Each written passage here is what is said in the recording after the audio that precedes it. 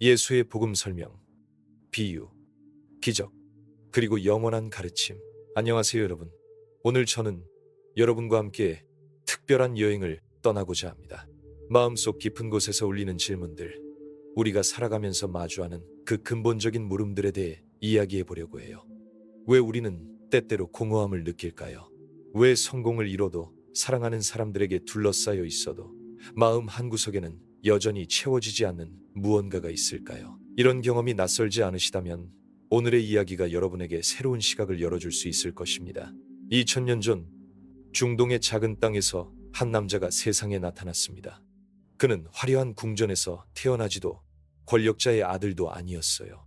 목수의 아들로 태어나 평범한 삶을 살다가 30살이 되어서야 자신의 진정한 사명을 시작했습니다. 하지만 그가 전한 메시지는 인류 역사상 가장 강력하고 혁명적인 것이었습니다. 그의 이름은 예수였고 그가 전한 것은 단순한 종교가 아닌 우리 존재의 가장 깊은 차원에서 일어나는 변화에 관한 이야기였습니다. 오늘 이 영상을 보고 계신 여러분께 진심으로 감사드립니다. 만약 이런 깊이 있는 주제들이 마음에 와닿으신다면 구독 버튼을 눌러주시고 알림도 설정해주세요. 여러분의 관심과 참여가 저에게는 큰 힘이 되고 더 많은 분들과 이런 소중한 대화를 나눌 수 있게 해줍니다. 댓글로도 여러분의 생각과 경험을 나누어 주시면 우리 모두가 함께 성장할 수 있을 거예요. 이제 본격적으로 예수의 가르침 속으로 들어가 보겠습니다. 먼저 우리가 살펴볼 것은 예수가 자주 사용하셨던 비유 이야기들입니다. 왜 예수는 직접적으로 말씀하지 않고 이야기를 통해 가르치셨을까요? 이것은 단순히 사람들의 관심을 끌기 위한 화법이 아니었습니다. 비유는 우리 마음의 가장 깊은 곳까지 스며드는 특별한 힘을 가지고 있어요. 한국 사람들에게는 특히 친숙한 개념이 있을 텐데요. 바로 정이라는 감정입니다. 논리로는 설명하기 어려운 이 마음의 끈, 사람과 사람 사이에 보이지 않는 연결고리 같은 것 말이에요. 예수의 비유들도 비슷한 방식으로 작동합니다. 머리로만 이해하는 것이 아니라 마음 전체가 공감하고 느낄 수 있도록 하는 거죠. 가장 잘 알려진 비유 중 하나인 탕자의 비유를 함께 살펴보겠습니다. 어떤 아버지에게 두 아들이 있었어요. 둘째 아들이 아버지에게 와서 말합니다. 아버지, 제게 돌아올 재산을 지금 주세요. 한국 문화에서 생각해보면 이것은 정말 충격적인 요구입니다. 부모가 살아계시는데 유산을 미리 달라는 것은 사실상 아버지가 빨리 돌아가시기를 바란다는 의미나 다름없거든요. 하지만 이 아버지는 놀랍게도 아들의 요구를 들어줍니다. 둘째 아들은 재산을 받아 먼 나라로 떠나갑니다. 그곳에서 방탕한 생활을 하며 모든 것을 탕진해버리죠. 우리가 흔히 말하는 인생 망친 상황이 된 겁니다. 설상가상으로 그 지역에 큰 기근이 들어 아들은 돼지를 치는 일까지 하게 됩니다. 유대인에게 돼지는 부정한 동물이니 이보다 더 비참한 상황은 상상하기 어려웠을 거예요. 바로 이 순간이 중요합니다. 아들이 돼지가 먹는 쥐염 열매라도 먹고 싶어 할 정도로 절망적인 상황에서 그는 정신을 차렸다고 성경은 기록하고 있어요. 한국어로 하면 정신이 번쩍 들었다는 표현이 딱 맞겠네요. 그는 자신의 상황을 정확히 파악하고 아버지 집의 품꾼들도 자신보다 나은 대접을 받고 있다는 것을 깨달았습니다. 이 깨달음의 순간에서 우리는 인간의 회개라는 것이 무엇인지 볼 수 있습니다. 회개는 단순히 잘못을 뉘우치는 것이 아니에요. 그것은 자신의 진짜 상태를 정확히 보는 것, 그리고 더 나은 길이 있다는 것을 아는 것입니다. 마치 미로에서 헤매다가 갑자기 출구를 발견한 것과 같은 경험이죠. 아들은 결심합니다. 아버지께 가서 말하자. 아버지, 제가 하늘과 아버지께 죄를 지었습니다. 더 이상 아들이라 불릴 자격이 없으니 품꾼 중 하나로 받아주세요. 이 장면에서 주목할 점은 아들이 자신의 잘못을 정확히 인정하면서도 아버지의 사랑에 대한 희미한 기대를 완전히 포기하지 않았다는 것입니다. 그런데 이야기의 클라이맥스는 여기서 시작됩니다. 아들이 집으로 돌아오는 길, 아직 멀리 있을 때부터 아버지가 그를 봅니다. 그리고 아버지는 달려갑니다. 한국의 전통적인 아버지상을 생각해보면 위험 있고 권위적인 가장이 자식을 위해 뛰어간다는 것은 상상하기 어려운 일이었을 거예요. 하지만 이 아버지는 체면이고 뭐고 다 있고 그냥 아들을 향해 뛰어갑니다. 아들이 준비한 사과의 말을 채 다 하기도 전에 아버지는 그를 끌어안고 입을 맞춥니다. 그리고 종들에게 소리칩니다. 어서 제일 좋은 옷을 가져다가 내 아들에게 입히고 손에는 반지를 발에는 신발을 신겨라. 그리고 살진 송아지를 잡아라. 우리가 먹고 즐기자. 죽었던 내 아들이 다시 살아났고 잃어버렸던 아들을 다시 찾았다. 여기서 우리는 하나님의 사랑의 본질을 봅니다. 그것은 우리의 성과나 자격에 따라 주어지는 것이 아니에요. 우리가 얼마나 잘했는지, 얼마나 훌륭한 사람인지와는 상관없이 주어지는 무조건적인 사랑입니다. 한국어로 무조건적이라는 말이 있지만 실제로 우리가 일상에서 경험하는 무조건적인 사랑은 많지 않죠. 대부분의 관계에서는 어느 정도의 조건이나 기대가 따라다니거든요.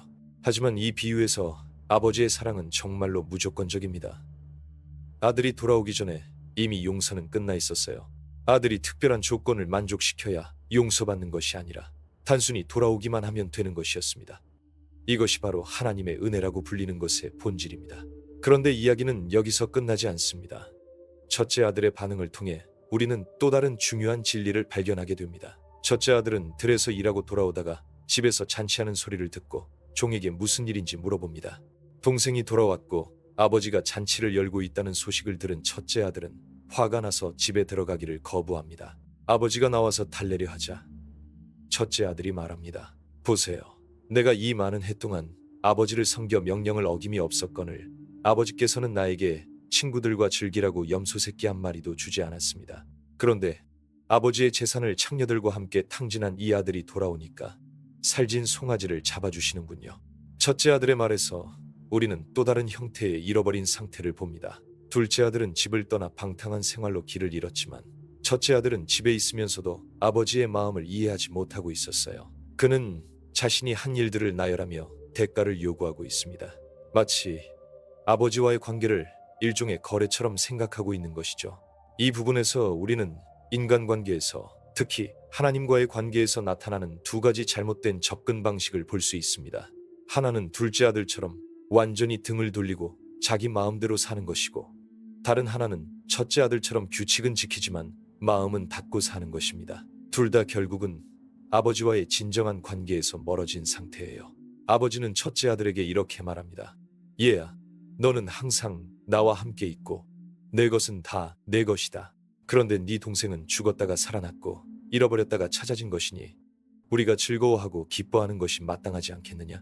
여기서 아버지는 첫째 아들에게 놀라운 진실을 알려줍니다. 내 것은 다 내 것이다. 첫째 아들은 자신이 보상을 받지 못했다고 생각했지만 사실 그는 이미 모든 것을 가지고 있었어요. 문제는 그가 그것을 깨닫지 못했다는 것입니다. 그는 아버지 곁에 있으면서도 아버지의 사랑을 온전히 받아들이지 못했던 거죠. 이 비유를 통해 예수님이 전하고자 하신 메시지는 무엇일까요? 우선 하나님의 사랑은 우리가 상상하는 것보다 훨씬 크고 깊다는 것입니다. 우리가 하나님을 떠나 있을 때도 하나님은 우리를 기다리고 계십니다. 우리가 돌아오면 달려와서 맞아주실 준비가 항상 되어 있어요. 둘째로, 우리 각자는 이 이야기에 어느 한 인물과 닮아 있다는 것입니다. 어떤 사람들은 둘째 아들처럼 하나님을 완전히 등지고 자기 방식대로 살아갑니다.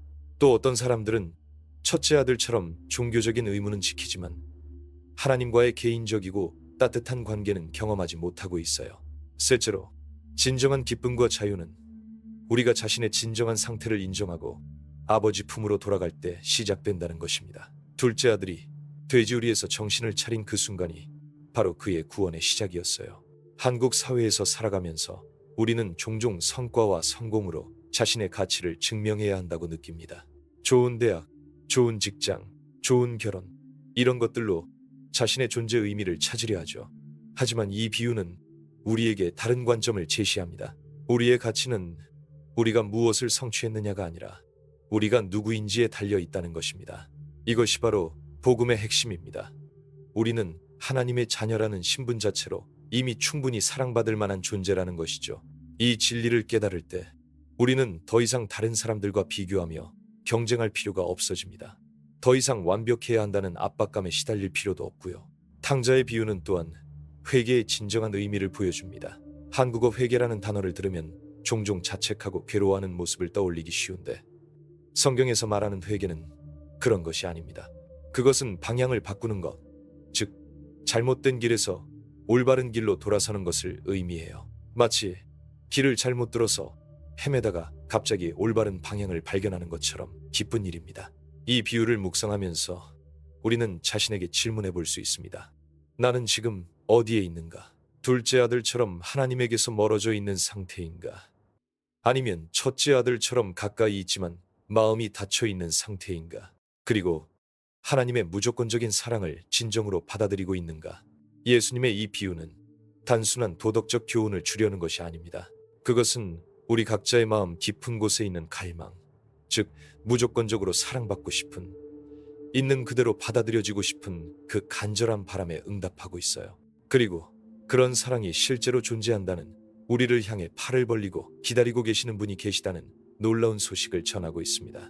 이제 우리는 예수님의 또 다른 놀라운 측면으로 넘어가 보겠습니다. 바로 기적에 관한 이야기입니다. 많은 사람들이 기적이라고 하면 마술쇼나 신비한 현상 정도로 생각하기 쉬운데, 예수님의 기적들은 그보다 훨씬 깊은 의미를 담고 있어요. 그것들은 단순히 사람들을 놀라게 하기 위한 것이 아니라 하나님 나라의 성격과 예수님 자신의 정체성을 보여주는 표징들이었습니다. 가장 인상 깊은 기적 중 하나인 오병이어의 기적을 함께 살펴보겠습니다. 예수님이 갈릴리 바다 건너편으로 가시자 수많은 군중들이 따라왔어요. 그들 중에는 병든 자들도 많았고 예수님의 가르침을 듣고 싶어하는 사람들도 있었습니다. 하루 종일 예수님의 말씀을 듣고 병 고침을 받다 보니 어느덧 해가 저물기 시작했습니다. 제자들이 예수님께 와서 말합니다. 여기는 빈들이고 때도 이미 저물었으니 무리를 보내어 마을과 촌으로 가서 스스로 먹을 것을 사 먹게 하소서. 아주 현실적이고 합리적인 제안이었죠. 한국으로 치면 산골짜기에서 저녁때가 되었으니 사람들을 빨리 마을로 보내자는 얘기였어요. 그런데 예수님의 반응은 예상외였습니다. 너희가 먹을 것을 주어라. 제자들은 당황했을 거예요. 빌립이 대답합니다. 각 사람으로 조금씩 받아먹게 할지라도 200데나리온의 떡이 부족하리이다. 200데나리온이면 당시 노동자가 8개월간 일해서 벌 수 있는 돈이었어요. 지금으로 치면 몇 천만 원 정도의 큰 돈이었죠. 바로 그 순간 안드레가 한 아이를 데려옵니다. 그 아이는 보리떡 5개와 물고기 2마리를 가지고 있었어요. 안드레도 약간 민망했는지, 그러나 이것이 이 많은 사람에게 얼마나 되겠사옵니까? 라고 덧붙였습니다. 한국 정서로는 이런 걸 가져와서 민망하지만 하는 느낌이었을 거예요. 여기서 중요한 것은 그 아이의 마음입니다. 그 아이는 자신이 가진 것이 얼마나 보잘것없는지 알고 있었을 거예요. 수만 명의 사람들 앞에서 보리떡 5개와 물고기 2마리라니 정말 미안할 정도로 적은 양이었죠. 하지만 그 아이는 자신이 가진 전부를 내놓았습니다. 이것이 바로 하나님이 찾으시는 마음의 자세예요. 예수님은 그 작은 도시락을 받으시고 사람들을 잔디 위에 앉게 하셨습니다. 그리고 떡을 들어 축사하신 후 앉은 자들에게 나누어 주셨어요. 물고기도 마찬가지로 하셨습니다. 놀랍게도 사람들이 배부르게 먹었고 남은 조각을 거두니 12바구니에 가득했습니다. 이 기적에서 우리가 주목해야 할 것은 단순히 음식이 늘어났다는 사실이 아닙니다. 더 중요한 것은 하나님께서 우리의 작은 헌신을 어떻게 사용하시는지를 보여주는 것이에요. 그 아이가 자신의 도시락을 내놓지 않았다면 이 기적은 일어나지 않았을지도 모릅니다. 우리는 종종 자신이 가진 것이 너무 적다고, 보잘것없다고 생각하며 주저합니다. 내가 뭘 할 수 있겠어? 내가 가진 게 뭐가 있다고? 하지만 하나님은 우리가 가진 것의 크기가 아니라 그것을 온전히 맡기려는 마음을 보십니다. 한국 속담에 정성이면 하늘도 감동한다는 말이 있는데 바로 이런 의미가 아닐까요? 오병이어 기적은 또한 하나님의 공급하심에 대한 이야기이기도 합니다. 사람들이 예수님을 따라다니느라 식사도 거르고 있을 때 예수님은 그들의 필요를 아시고 채워주셨어요. 이것은 단순히 배고픔을 해결해 준 것 이상의 의미가 있습니다. 하나님이 우리의 일상적인 필요까지도 아시고 돌보신다는 것을 보여주는 거죠. 한국 사회에서는 하늘은 스스로 돕는 자를 돕는다는 말을 자주 합니다. 물론 노력의 중요성을 강조하는 좋은 말이지만 때로는 이것이 우리를 지나친 자력갱생주의로 이끌기도 해요. 모든 것을 혼자 해결해야 한다는 압박감 말이에요. 하지만 오병이어 기적은 우리에게 다른 관점을 제시합니다. 우리가 할 수 있는 것은 우리가 가진 것을 온전히 하나님께 맡기는 것이고 나머지는 하나님이 하신다는 것이죠. 이제 예수님의 또 다른 기적을 살펴보겠습니다. 물 위를 걸으신 기적입니다. 오병이어 기적 이후 예수님은 제자들을 배에 태워 먼저 건너편으로 보내시고 자신은 산에 올라가 기도하셨어요. 밤이 되자 제자들의 배는 바다 한가운데 있었는데 바람이 거슬러 불어 매우 고생하고 있었습니다. 새벽 무렵 예수님이 바다 위로 걸어서 제자들에게 오셨습니다. 제자들은 처음에 유령인 줄 알고 무서워했어요. 어두운 바다에서 누군가가 물 위를 걸어온다면 정말 무서웠을 거예요. 하지만 예수님이 내니 두려워하지 말라고 말씀하시자 베드로가 용기를 냈습니다. 주여, 만일 주님이시거든 나로 하여금 물 위로 걸어서 주께 오게 하소서. 베드로의 이 요청에서 우리는 믿음의 본질을 봅니다. 그는 확실하지 않은 상황에서도 예수님을 향한 신뢰를 바탕으로 불가능해 보이는 일에 도전했어요. 예수님이 오라 하시자 베드로는 배에서 내려 물 위로 걸었습니다. 실제로 물 위를 걸어서 예수님께 나아갔어요. 그런데 문제는 그 다음에 생겼습니다. 바람을 보고 무서워하기 시작하면서 물에 빠지기 시작한 거죠. 급한 마음에 주여 나를 구원하소서라고 외쳤습니다. 예수님은 즉시 손을 내밀어 베드로를 붙잡으시며 말씀하셨습니다. 믿음이 작은 자여, 왜 의심하였느냐? 이 장면에서 우리는 믿음의 역동적인 성격을 볼 수 있어요. 믿음은 한 번 가지면 영원히 확고부동한 것이 아니라 순간순간 선택하고 유지해야 하는 것입니다. 베드로가 물 위를 걸을 수 있었던 것은 그의 시선이 예수님께 고정되어 있었기 때문입니다. 하지만 주변의 바람과 파도를 보기 시작하면서 두려움이 들어왔고 그 순간 물에 빠지기 시작했어요.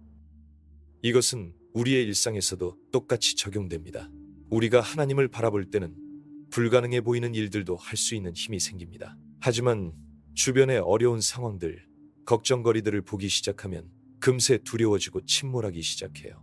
한국 사회에서 살아가다 보면 끊임없이 우리를 불안하게 만드는 요소들이 있죠. 경제적 불안, 취업 걱정, 인간관계의 스트레스 등등 이런 것들이 바로 베드로를 물에 빠뜨린 바람과 같은 것들입니다. 하지만 여기서 중요한 것은 베드로가 물에 빠지기 시작했을 때 한 일입니다. 그는 자신의 힘으로 어떻게든 해보려고 발버둥치지 않았어요. 대신 즉시 예수님께 도움을 요청했습니다. 주여 나를 구원하소서. 이것이 바로 기도의 본질입니다. 예수님의 반응도 주목할 만합니다. 베드로를 꾸짖기 전에 먼저 구해주셨어요. 믿음이 작은 자여 왜 의심하였느냐? 라는 말씀도 비난이라기보다는 안타까움이 담긴 질문이었습니다. 마치 너는 할 수 있었는데 왜 포기했니? 라고 격려하는 것 같아요. 이 기적을 통해 우리는 여러 가지 중요한 교훈을 얻을 수 있습니다. 첫째, 하나님은 우리가 어려움 중에 있을 때 우리에게 오십니다. 제자들이 바람 때문에 고생하고 있을 때 예수님이 찾아오신 것처럼 하나님은 우리의 어려운 상황을 외면하지 않으세요.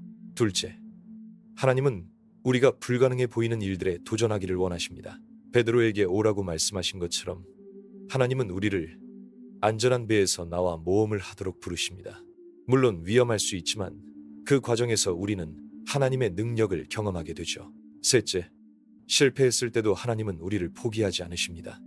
베드로가 의심하고 물에 빠졌지만 예수님은 즉시 그를 구해주셨어요. 우리의 믿음이 완벽하지 않아도 하나님은 우리와 함께 하십니다. 이제 예수님의 직접적인 가르침들을 살펴보겠습니다. 가장 유명한 것 중 하나가 산상수훈입니다. 예수님이 산에 올라가 앉으시자 제자들이 나아왔고 예수님은 입을 열어 그들을 가르치셨어요. 심령이 가난한 자는 복이 있나니 천국이 그들의 것이며. 이 첫 번째 복에서부터 예수님의 가르침은 기존의 상식을 뒤흔듭니다. 보통 우리는 마음이 풍족하고 자신감 넘치는 사람이 복되다고 생각하죠. 하지만 예수님은 심령이 가난한 자가 복되다고 말씀하십니다. 심령이 가난하다는 것은 자신의 영적 상태에 대해 솔직해지는 것을 의미해요. 자신이 하나님 없이는 아무것도 할 수 없다는 것을 인정하는 것이죠. 한국 사회에서는 강한 사람, 독립적인 사람이 되라고 가르치지만 예수님은 오히려 자신의 연약함을 인정하는 사람이 복되다고 하십니다. 애통하는 자는 복이 있나니 그들이 위로를 받을 것이며. 여기서 애통은 단순히 슬픈 감정이 아닙니다.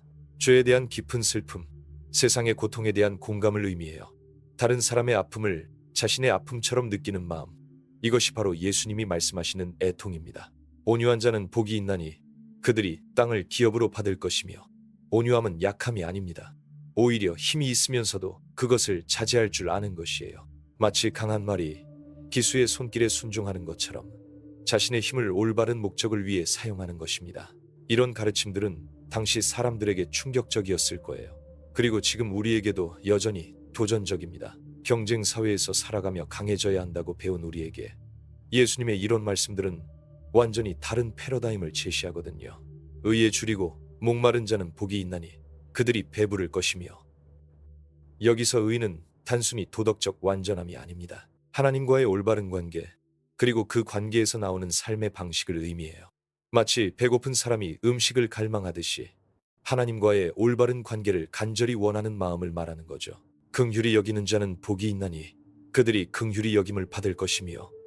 긍휼은 단순한 동정심이 아닙니다. 다른 사람의 필요를 보고 실제로 도움의 손길을 내미는 것이에요. 머리로만 이해하는 것이 아니라 마음으로 느끼고 행동으로 옮기는 것입니다. 마음이 청결한 자는 복이 있나니 그들이 하나님을 볼 것이며. 마음의 청결함은 외적인 행동의 깨끗함만이 아닙니다. 내적 동기의 순수함을 말해요. 이중적이지 않고 진실하며 하나님 앞에서 숨김없이 사는 것이죠. 화평하게 하는 자는 복이 있나니 그들이 하나님의 아들이라 일컬음을 받을 것이며. 화평하게 하는 것은 단순히 갈등을 피하는 것이 아닙니다. 적극적으로 평화를 만들어가는 것이에요. 깨어진 관계를 회복시키고 대립하는 사람들 사이에서 다리 역할을 하는 것입니다. 이런 가르침들을 살펴보면 예수님이 제시하시는 삶의 방식은 세상의 가치관과 완전히 다르다는 것을 알 수 있어요. 세상은 강한 자, 성공한 자, 유명한 자를 복되다고 하지만 예수님은 겸손하고 온유하며 남을 섬기는 자가 진정 복된 삶을 산다고 말씀하십니다. 하지만 이것이 단순히 도덕적 가르침에 그치는 것은 아닙니다.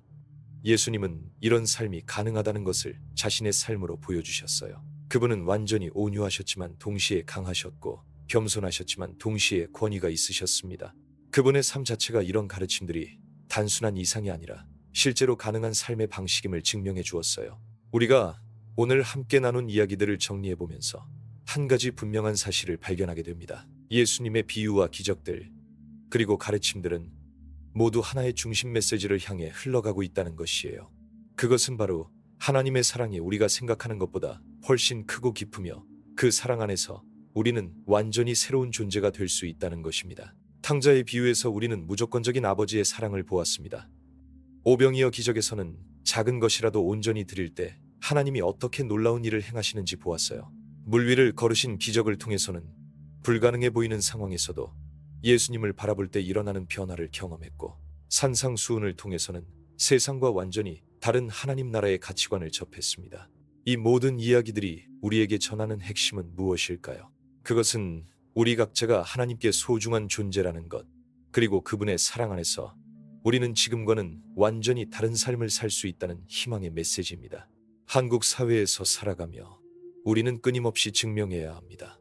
내가 가치 있는 사람임을, 사랑받을 만한 사람임을, 존중받을 자격이 있는 사람임을 말이에요. 좋은 성적, 좋은 직장, 좋은 관계를 통해 자신의 가치를 입증하려 애쓰죠. 하지만 이런 노력들은 결국 우리를 지치게 만들고 진정한 만족감을 주지 못합니다. 예수님의 복음은 우리에게 완전히 다른 출발점을 제시합니다. 당신은 이미 충분히 사랑받을 만한 존재라는 것, 무엇을 성취했느냐가 아니라 누구인가로 인해 소중한 존재라는 것 말이에요. 이것을 깨달을 때 우리는 더 이상 다른 사람들과 비교하며 경쟁할 필요가 없어집니다. 더 이상 완벽해야 한다는 부담감에 짓눌릴 필요도 없고요. 오늘 우리가 나눈 이야기들 중에서 여러분의 마음에 특별히 와닿은 부분이 있으셨나요? 탕자가 아버지 품으로 돌아가는 순간의 감격이었을까요? 작은 도시락이 수많은 사람들의 배고픔을 채운 기적이었을까요? 아니면 베드로가 물 위를 걸으며 경험한 그 믿음의 모험이었을까요? 어떤 이야기가 가장 깊이 와닿았든 그 모든 이야기들의 중심에는 우리를 향한 하나님의 변하지 않는 사랑이 있습니다. 그 사랑은 우리가 성공했을 때만 주어지는 것이 아니에요. 실패했을 때도, 길을 잃고 헤맬 때도, 심지어 하나님을 원망하고 등을 돌렸을 때도 변하지 않는 사랑입니다. 이 사랑을 진정으로 받아들일 때 우리 삶에는 놀라운 변화가 시작됩니다. 더 이상 자신을 증명하려 애쓰지 않아도 되니까 마음이 편해져요. 다른 사람들을 경쟁 상대가 아닌 함께 사랑받는 존재로 볼 수 있게 됩니다. 실수하고 넘어져도 다시 일어설 수 있는 힘이 생겨요. 왜냐하면 우리의 가치는 우리의 성과에 달려있지 않다는 것을 알기 때문이죠. 예수님의 가르침은 단순히 2000년 전의 종교적 교훈이 아닙니다. 그것은 지금 여기, 이 순간 우리가 직면하고 있는 삶의 문제들에 대한 실질적인 해답을 제시하고 있어요. 외로움, 불안, 경쟁의 압박, 관계의 어려움, 미래에 대한 걱정 등 우리가 겪는 모든 어려움들에 대해 새로운 관점과 희망을 주고 있습니다. 물론 이런 변화가 하루아침에 일어나는 것은 아닙니다. 탕자도 돼지우리에서 정신을 차리는 순간이 있었지만 실제로 아버지 집까지 걸어가는 시간이 필요했어요. 베드로도 처음에는 믿음으로 물 위를 걸었지만 바람을 보고 의심하기도 했습니다. 우리의 삶도 마찬가지예요. 순간순간 선택하고 결정하며 조금씩 성장해가는 과정이 필요합니다. 하지만 그 여정에서 우리는 혼자가 아닙니다. 탕자를 기다리던 아버지처럼, 물에 빠진 베드로를 즉시 붙잡아 주신 예수님처럼 하나님은 우리의 모든 순간에 함께 하십니다. 우리가 잘할 때도, 실패할 때도, 확신이 설 때도, 의심이 들 때도 변함없이 우리와 함께 계세요. 여러분이 지금 어떤 상황에 있든, 어떤 어려움을 겪고 있든 기억하시기 바랍니다. 여러분은 하나님께 소중한 존재라는 것을, 그분의 사랑은 여러분의 과거나 현재 상황과 상관없이 변하지 않는다는 것을 말이에요. 그리고 그 사랑 안에서 여러분은 지금보다 훨씬 더 자유롭고 평안한 삶을 살 수 있다는 것을요. 오늘 우리가 나눈 이야기가 여러분의 마음에 작은 씨앗이 되었으면 좋겠습니다. 그 씨앗이 자라나 여러분의 삶에 진정한 변화와 희망을 가져다 주기를 간절히 바랍니다. 때로는 의심이 들 수도 있고 어려움이 닥칠 수도 있겠지만 그럴 때마다 오늘 나눈 이야기들을 떠올려 보세요. 여러분을 향한 하나님의 변치 않는 사랑을 기억해 보세요. 그리고 이런 희망의 메시지를 혼자만 간직하지 마시고 여러분 주변의 소중한 사람들과도 나누어 보세요. 우리 모두는 사랑받고 싶어하고 인정받고 싶어하며 진정한 평안을 찾고 있거든요. 여러분이 오늘 받은 이 사랑의 메시지가 다른 사람들에게도 전해질 때 그것은 작은 도시락이 수많은 사람들을 먹인 것처럼 놀라운 일들을 만들어낼 수 있을 거예요. 마지막으로 오늘 끝까지 함께 해주신 모든 분들께 진심으로 감사드립니다. 여러분의 시간과 관심이 저에게는 정말 소중했어요. 앞으로도 이런 의미 있는 주제들로 여러분과 계속 만날 수 있기를 기대합니다. 구독과 좋아요, 그리고 댓글로 여러분의 생각을 나누어 주시면 우리 모두가 함께 성장할 수 있는 아름다운 공동체가 될 수 있을 거예요. 오늘 하루도, 그리고 앞으로의 모든 날들도 여러분에게 하나님의 평안과 사랑이 함께하기를 진심으로 축복합니다. 감사합니다.